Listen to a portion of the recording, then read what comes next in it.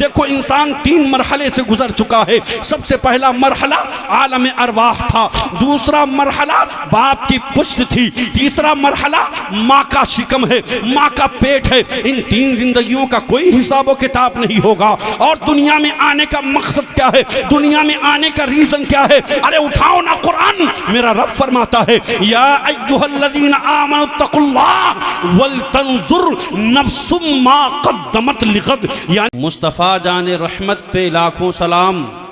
کہیں سے آواز آتی ہے کعبے کے بدر الدجا تم پہ کروڑوں درود، طیبہ کے شمس الضحیٰ تم پہ کروڑوں درود.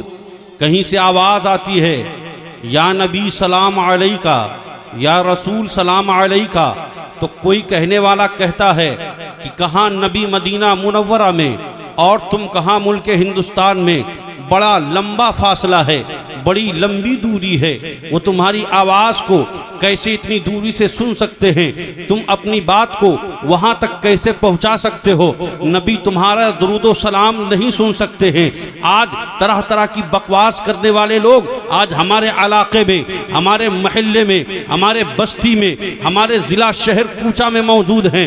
آج ایسے لوگ دیکھنے کو مل سکتے ہیں، انہیں دیکھا جا سکتا ہے جو نبی کا دیا کھاتے تو ہیں، نبی کا دیا پہنتے اوڑھتے تو ہیں، زندگی تو بسر کرتے ہیں، اپنے آپ کو مسلمان کہتے ہیں. لیکن جب باری آتی ہے نبی پر صلاۃ و سلام پڑھنے کی تو کوئی تو کہتا ہے نبی کہاں مدینہ منورہ میں، تمہارے سلام کو کیسے سن سکتے ہیں؟ یہ بولی بولنے والے ہیں. تو وہیں پر ایک بولی بولنے والا بریلی کی بولی بولتا ہے اور کہتا ہے مصطفیٰ جان رحمت پہ لاکھوں سلام، شمع بزم ہدایت پہ لاکھوں سلام، شہر یار ارم تاجدار حرم نو بہار شفاعت پہ لاکھوں سلام. ایک بولی بولنے والا یہ بول رہا ہے، دوسری طرف بولی بولنے والا بولتا ہے نبی پر صلاۃ و سلام مت پڑھو. اے لوگوں میں پوچھنا چاہتا ہوں، اب انسان چاہے ملک ہندوستان میں رہے، چاہے ملک برطانیہ میں رہے، چاہے ہائی لینڈ میں رہے، چاہے انگلینڈ میں رہے، دنیا کے جس خطے میں چاہے رہے، مشرق و مغرب میں ہو، شمال و جنوب میں ہو،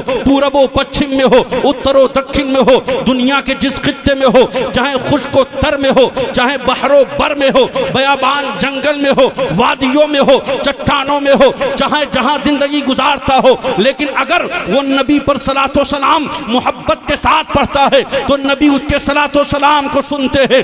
غور کرو مسلمانوں، یہ بات میں اپنی طرف سے نہیں کہہ رہا ہے، یہ بات اپنی طرف کی نہیں کہہ رہا ہوں، میں اپنے باپ کی بات نہیں کر رہا ہوں. اٹھاؤ دلائل الخیرات شریف کی ایک شرح ہے جس کا نام مطالع المسرات ہے. میرے اور آپ کے آقا وہ مدنی کے تاجدار، دونوں عالم کے مالک و مختار فرماتے ہیں اسمعوا صلاۃ اہل محبتی، میں ان کے درود و سلام کو سنتا ہوں جو مجھ پر محبت کے ساتھ پڑھا کرتے ہیں. آگے میرے آقا فرماتے ہیں وَأَعْرِفُهُمْ، اور میں انہیں پہچانتا بھی ہوں، انہیں جانتا بھی ہوں. ان کا درود میرے سامنے پیش کیا جائے. آبا دھارے تکبیر، دھارے رسالت، مسلک اعلی حضرت، برارے ایصال ثواب زندہ باد. مسلمانوں غور کرو، یہ تو میرے نبی کی سماعت کی بات ہے. اگر سماعت ہی دیکھنا ہے ہمارے اولیاء کرام کی سماعت کو دیکھو. ایک اللہ کے ولی ہے جنہیں ہند کا راجہ مہاراجہ سرکار خواجہ غریب نواز کے نام سے جانا اور پہچانا جاتا ہے. ملک خراسان کی وادیوں میں چٹانوں میں بیٹھ کر محو عبادت ہیں، عبادت و ریاضت میں مصروف ہیں، اللہ کی عبادت و ریاضت کر رہے ہیں. ایک پکارنے والا بغداد کی دھرتی سے کھڑے ہو کر منبر پر آواز دیتا ہے قدمی حاضی علی رقبتی کل ولی اللہ، میرا یہ قدم تمام اولیاء اللہ کی گردنوں پر ہے. غور کرو مسلمانوں، بغداد کی دھرتی سے پکارنے والے نے پکارا ہے اور سننے والا ملک خراسان کی وادیوں میں چٹانوں میں بیٹھ کر اللہ کی عبادت اور ریاضت میں لگا ہوا ہے. یہ بھی اللہ والا ہے، یہ بھی اللہ والا ہے. غور تو کرو مسلمانوں. لیکن جب یہ جملہ ٹکراتا ہے سرکار غوث پاک رضی اللہ تعالی عنہ کا کس کے کانوں سے جب سرکار خواجہ غریب نواز کے کانوں سے ٹکراتا ہے، آپ کی زبان سے ببانگ دوہر جملہ ادا ہوتا ہے، لا بل قدما کا اعلی عینی و راسی، نہیں نہیں، آپ کا قدم میری آنکھوں پر بھی ہے اور میرے سر پر بھی ہے۔ جب نظر پڑتی ہے بریلی کے تاجدار کی، جب نظر پڑتی ہے تاجدار اہل سنت کی، تو پکار اٹھتے ہیں، یہ دل، یہ جگر، یہ آنکھیں، یہ سر ہے، جہاں چاہو رکھو قدم ہو سے۔ بابا سبحان اللہ، زندہ باد زندہ باد۔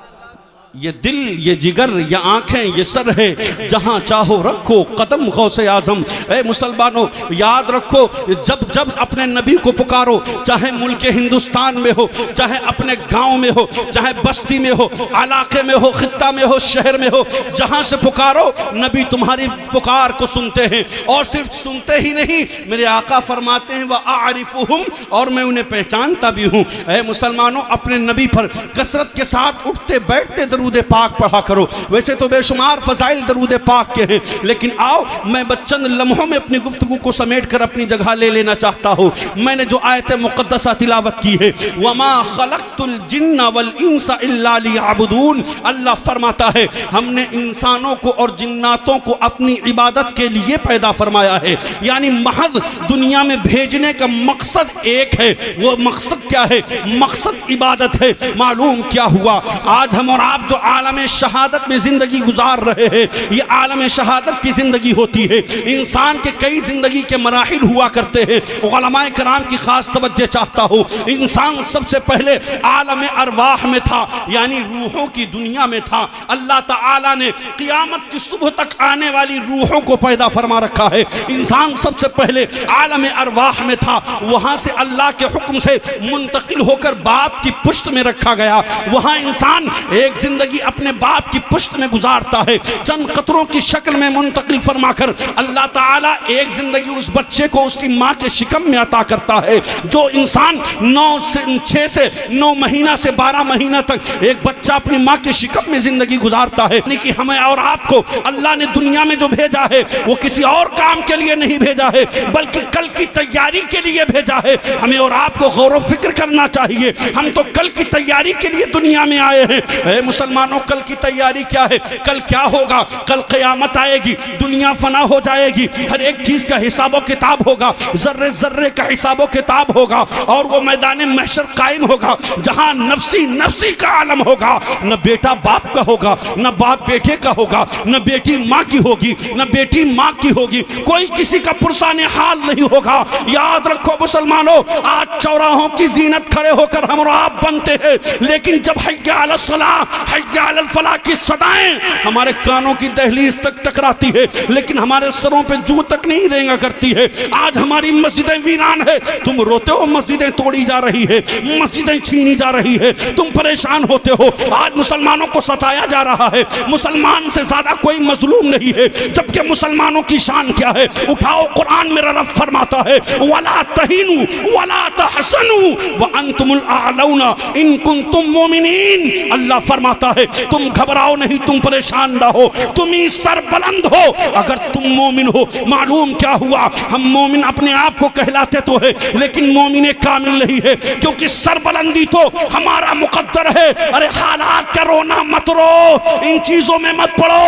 اللہ نے صاف فرما دیا ہے قرآن میں ان اللہ لا یظلم مثقال ذرہ، بے شک اللہ ذرہ برابر بھی ظلم نہیں کرتا ہے، ولکن الناس انفسهم یظلمون، لوگ خود اپنی جانوں پر ظلم کیا کرتے ہیں۔ مفسرین یہاں پر فرماتے ہیں یہ اپنی جانوں پر ظلم کرنے کا مطلب ہے وہ عبادتوں سے دور ہو کر ظلم کرتے ہیں، قرآن کی تلاوت نہ کر کے ظلم کرتے ہیں، اور شریعت مصطفیٰ کے مطابق اپنی زندگی کو گناہ گزار کر اپنی جانوں پر ظلم کرتے ہیں۔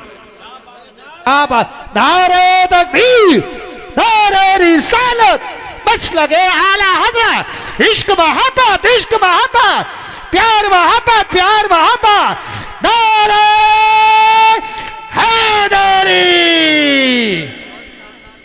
غور کریں مسلمانوں، آج ہم اور آپ رونا روتے ہیں کہ ہائے مسلمانوں پر ظلم ہو رہا ہے، مسلمانوں کی موب لنچنگ ہو رہی ہے، مسلمان کاٹا جا رہا ہے، مسلمان مارا جا رہا ہے، اس کی ماں بہنوں کی عصمت دری کی جا رہی ہے، ہمارے گھروں کو جلایا جا رہا ہے۔ ارے یہ حالات کا رونا مت رو، اپنی ذات کو پہچانو، اپنے مقصد سے بھٹک چکے ہو، اس مقصد کو اپنا لو جس مقصد کے لیے دنیا میں آئے ہو۔ ایک ٹارگٹ اللہ نے ہمیں اور آپ کو عطا کیا ہے، ایک مقصد، ایک ریزن دے کر دنیا میں بھیجا ہے۔ وہ مقصد کیا ہے؟ وہ مقصد زندگی کا اللہ نے بیان فرما دیا، وَمَا خَلَقْتُ الْجِنَّ وَالْإِنسَ إِلَّا لِيَعْبُدُونَ۔ اللہ فرماتا ہے ہم نے انسانوں کو اور جناتوں کو محض اپنی عبادت کے لیے پیدا فرمایا ہے، لیکن آج اللہ تعالیٰ نے ہمیں اور آپ کو تو اپنی عبادت کے لیے پیدا فرمایا تھا، لیکن آج ہم اور آپ اس عالم شہادت میں آ کر کے جس کے بارے میں کہا گیا ہے کہ دنیا ایک کھیتی ہے،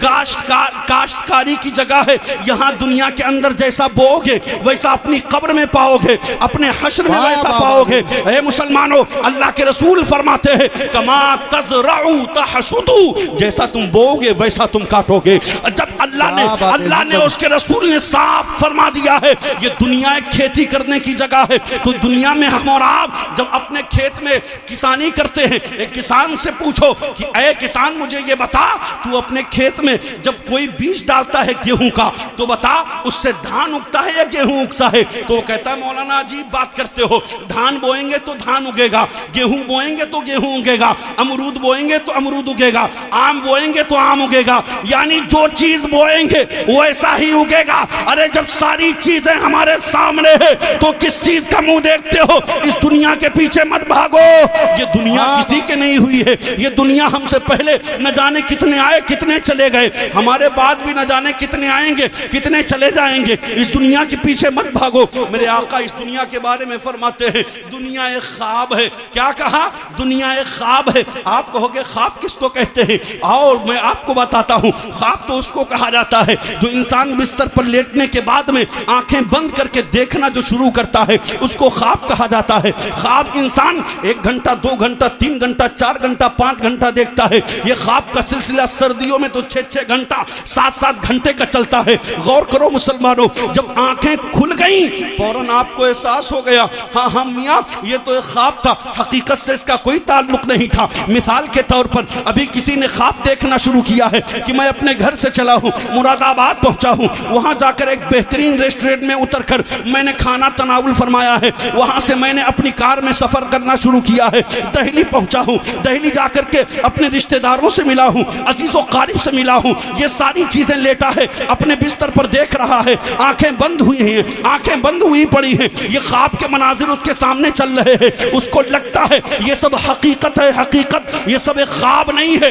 لیکن جب آنکھیں کھلتی ہیں فوراً احساس ہو جاتا ہے میاں یہ اس کا حقیقت سے کوئی تعلق نہیں تھا، میرا وہاں جانا ایک خواب تھا، وہاں کھانا خواب تھا، سفر کرنا ایک خواب تھا، وہاں رشتہ داروں سے ملنا ایک خواب تھا، حقیقت سے اس کا کوئی تعلق نہیں تھا۔ اسی طریقے سے انسان دنیا کے اندر جب زندگی گزارتا ہے تو کوئی تو سینہ ٹھوک کے کہتا ہے میں بہت بڑا ڈاکٹر ہوں، کوئی تو بولتا ہے میں انجینئر ہوں، کوئی بولتا ہے میں پروفیسر ہوں، کوئی تو بولتا ہے میں جج ہوں، کوئی تو بولتا ہے میں وکیل ہوں، کوئی اپنے آپ کو عالم سمجھتا ہے، کوئی مفتی سمجھتا ہے، کوئی فقیہ سمجھتا ہے، کوئی محدث سمجھتا ہے، کوئی مفکر سمجھتا ہے۔ نہ جانے انسان دنیا کے اندر سینہ ٹھوک ٹھوک کے بولتا ہے یہ مکان میرا ہے، یہ زمین میری ہے، یہ جائیداد میری ہے، یہ نوکر چاکر میرا ہے، یہ گھوڑا گاڑی بنگلہ میرا ہے، یہ دنیا کا عیش و آرام سب میرا ہے۔ اللہ اکبر۔ اے مسلمانوں اپنے سینے پر دھڑکتے سینے پر ہاتھ رکھ کر دیکھو اور فیصلہ کر کے بتاؤ جب تمہاری آنکھیں بند ہو جاتی ہے، ہاتھ کے جسم کے اندر خون کا دوران ٹھہر جاتا ہے، جسم جب تمہاری جسم سے روح پرواز کر جاتی ہے تو مجھے بتاؤ جس مکان کو تم سینہ ٹھوک کے بولتے تھے یہ مکان میرا ہے، اسی مکان سے تم اکیلے کیے جا رہے ہو، اسی مکان سے نکالے جا رہے ہو، اسی مکان سے الگ کیے جا رہے ہو۔ میں پوچھنا چاہتا ہوں اللہ کے رسول اسی لیے فرماتے ہیں دنیا ایک خواب ہے، وہ خواب کیا ہے؟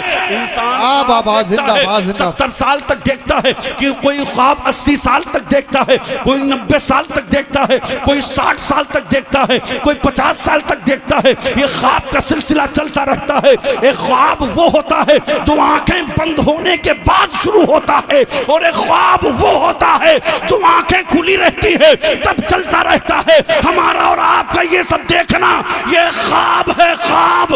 حقیقت کے اس سے کوئی تعلق نہیں ہوگا. جب تم اپنے مکان سے الگ کیے جاؤ گے تب کہو گے اللہ اللہ یہ کیا ہو گیا. زندگی بھر ایک ایک پیسہ جوڑ کر جس مکان کو بنایا تھا آج اس مکان سے الگ کر دیا گیا ہوں، اس مکان سے جدا کر دیا گیا ہوں. اس پر ہمارے گھر والے عیش و آرام کر رہے ہیں، عیش و عشرت کی زندگی گزار رہے ہیں. میں پوچھنا چاہتا ہوں آخر قبرستان جب میت جاتی ہے تو اس کے ساتھ کیا جاتا ہے؟ تو اٹھاؤ مشکات المصابیح کی حدیث. ہمارے اور آپ کے آقا فرماتے ہیں کہ مشکات المصابیح کی حدیث پاک ہے، میرے آقا فرماتے ہیں میت کے ساتھ قبرستان 3 چیزیں جایا کرتی ہے. صحابہ نے عرض کی یا رسول اللہ وہ 3 چیزیں کیا ہیں؟ میرے آقا صلی اللہ علیہ وسلم فرماتے ہیں انسان کے ساتھ اس کے اہل و عیال قبرستان تک جاتے ہیں، واپس چلے آتے ہیں، اس کا مال و زر جاتا ہے، واپس چلا آتا ہے. کہا تیسری چیز کیا ہے؟ کہا وہ ہیں اس کے اعمال تو اس کے ساتھ قبر سے لے کر حشر تک باقی رہتے ہیں. اللہ اکبر. مسلمانوں دنیا کے اندر جب تم زندگی 4 دن کی گزارتے ہو اس کے لیے اتنی فکر کرتے ہو، اور قبر سے لے کر حشر تک کا سفر بڑا لمبا سفر ہے، اس کے لیے بھی تیاری کرو. اس کے لیے تیاری کیسے ہوگی؟ اپنی مسجدوں کو آباد کر کے تیاری ہوگی، اپنی پیشانیوں میں سجدے کی طرف پیدا کر کے تمہیں تیاری کرنا ہوگی، نمازوں کو ذخیرہ جمع کرنا ہوگا، اولیاء کرام کی محبتیں جمع کرنی ہوگی، رسول کی محبتوں کا مجموعہ جمع کرنا ہوگا. بابا زندہ باد سبحان اللہ سبحان میرے اللہ. پیارے بس یہی میرا پیغام ہے. نعرہ تکبیر.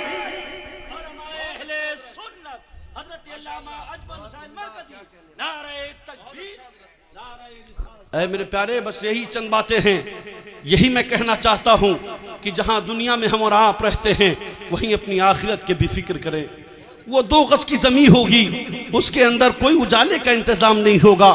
آج جس کی محبت کی خاطر چاہے وہ ہمارا دوست ہو، چاہے بھائی ہو، چاہے کوئی بھی رشتہ دار ہو، آج جس کی خاطر جس کے کام میں ہم پڑ جاتے ہیں دیکھتے ہیں کہ ہماری نمازیں چھٹ گئی ہیں، کبھی دیکھتے ہم روزہ بھی نہیں رکھتے. اللہ نے جسم میں اتنی طاقت دی ہے. اے مسلمانوں اللہ نے تو ہمیں اور آپ کو کتنے بڑے لقب سے ملقب کیا ہے. اٹھاؤ نا قرآن میرا رب فرماتا ہے کنتم خیر امت اخرجت للناس، تم بہترین امت ہو تمام امتوں میں.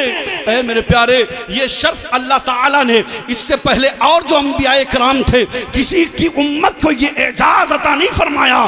کنتم خیر امت کا لقب کسی اور کو نہیں دیا بلکہ ہم گناہگاروں کو دیا ہے، ہم سیاکاروں کو دیا، ہم خطاکاروں کو دیا، ہم بدکاروں کو دیا، ہم سیاہشاروں کو دیا ہے. یہ اس لیے دیا ہے کیونکہ ہم اپنے محبوب کے امتی ہیں، اس نبی کے امتی ہے جس کی امت میں آنے کے لیے 70 سے زیادہ نبیوں نے دعائیں کی. بابا سبحان اللہ سبحان اللہ. غور کرو مسلمانوں اللہ قادر مطلق ہے. اگر وہ ہمیں اور آپ کو چاہتا ہاتھی، گھوڑا، بلی، کتا، چوہا، مکھی، مکڑی، بھنکا کچھ بھی بنا سکتا تھا، لیکن اس کا کتنا بڑا کرم ہے کہ اس نے ہمیں اور آپ کو لقد کرمنا بنی آدم کا تاج پہنایا، یعنی ہمیں اور آپ کو انسان بنایا. اور انسان بنانے کے بعد ایسا ویسا انسان نہیں بنایا. دنیا میں انسان بھی کئی کیٹاگری کا ہوتا ہے. ایک انسان وہ ہوتا ہے جو پتھر کو پوجتا ہے، ایک انسان وہ ہوتا ہے جو دریا کو پوجتا ہے، ایک انسان وہ بھی ہے جو سورج کی پرستش کرتا ہے، ایک انسان وہ بھی ہے جو دریا کی پوجا کرتا ہے، جو درختوں کی پوجا کرتا ہے. غور کرو مسلمانوں اپنے مقدر پر جتنا ناز کرو کم ہے. اللہ نے ہمیں اور آپ کو ہزاروں معبودوں کو پوجنے والا نہیں بنایا بلکہ ایک وحدہ لا شریک کی عبادت کرنے والا بنایا. اے مسلمانوں اسی رب نے فرمایا ہے وما خلقت الجن والانس الا لیعبدون، ہم نے انسانوں کو اور جناتوں کو اپنی عبادت کے لیے پیدا فرمایا ہے. ایک مقصد دے کے دنیا کے اندر ہم اور آپ بھیجے گئے ہیں، بے مقصد نہیں بھیجے گئے. بابا بہت کو سبحان اللہ چھوٹی سی مثال دے دوں اس کے بعد اپنی جگہ لے لیتا ہوں، میرا وقت واقعی زیادہ ہو گیا ہے، اتنا وقت نہیں چاہیے تھا مجھے لیکن وقت زیادہ ہو گیا ہے۔ ایک چھوٹی سی مثال دیکھ لے، مثال کے طور پر مجھے آپ بڑی ایمانداری کے ساتھ اور بڑی تیزی کے ساتھ یہ بتا دیجئے کہ سب سے پہلے جب موبائل لانچ ہوا تھا تو کون سا موبائل تھا؟ اتنا لمبا موبائل تھا، نہ اس کے اندر SMS کا سسٹم تھا، نہ آئیڈیو کا سسٹم تھا، نہ ہی ریڈیو کا سسٹم تھا، نہ ہی ویڈیو کا سسٹم تھا، نہ Chrome, Google, WhatsApp, Facebook, Twitter, یہ ساری چیزیں کچھ نہیں چلا کرتی تھی۔ میں پوچھنا چاہتا ہوں آخر وہ کس لیے بنایا گیا تھا؟ اس کو ایجاد کرنے والے نے کس لیے ایجاد کیا تھا؟ تو آپ کہو گے مولانا بڑی عجیب بات کرتے ہو، جب اس میں SMS کا بھی سسٹم نہیں تھا، آئیڈیو ویڈیو کا بھی سسٹم نہیں تھا، انٹرنیٹ کا زور وہ نہیں تھا، لیکن بنانے والے نے اس کو اس مقصد کے لیے بنایا تھا تاکہ انسان اگر یہاں بات کرے تو اپنی گفتگو کو، اپنی آواز کو رامپور چاہے یا مراد آباد چاہے یا دلی چاہے یا میرٹھ چاہے،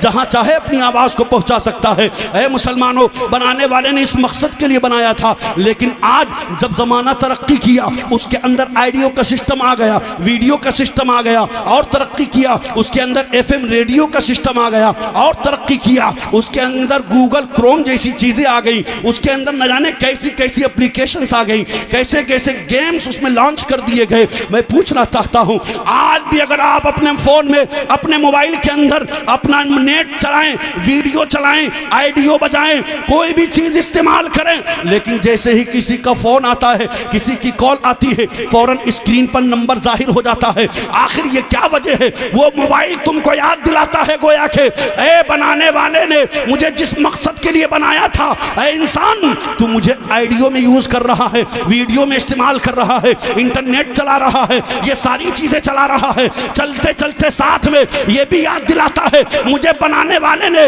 ان ساری چیزوں کے لیے نہیں بنایا تھا، بلکہ جو مقصد کے لیے بنایا تھا وہ ایک دم سامنے ابھر کر آ جاتا ہے۔ آپ انٹرنیٹ چلاؤ رک جاتا ہے، آپ ویڈیو چلاؤ رک جاتی ہے، آئیڈیو بجاؤ رک جاتی ہے، ساری چیزیں رک جاتی ہے۔ اے مسلمانوں، ہمیں اور آپ کو اللہ نے دنیا کے اندر عبادت کے لیے پیدا فرمایا ہے۔ جب عبادت کے لیے آواز آتی ہے حی علی الصلاۃ، آؤ نماز کی طرف، حی علی الفلاح، آؤ کامیابی کی طرف، تو بتاؤ مجھے کتنے ہیں جو اپنے چوراہوں کی زینت کو چھوڑ کر مسجدوں میں سجدہ ریز ہو کر اپنے رب کی وحدانیت کا اقرار کرتے ہیں۔ اے مسلمانوں، آج مسلمانوں کی تنزلی کا سب سے بڑا راز یہی ہے کہ وہ اپنے مقصد سے بھٹک چکا ہے، اور جب تک کہ وہ راہ راست کو اختیار نہیں کرے گا، اپنے مقصد پر گامزن نہیں ہوگا، تب تک وہ کامیاب نہیں ہو سکتا۔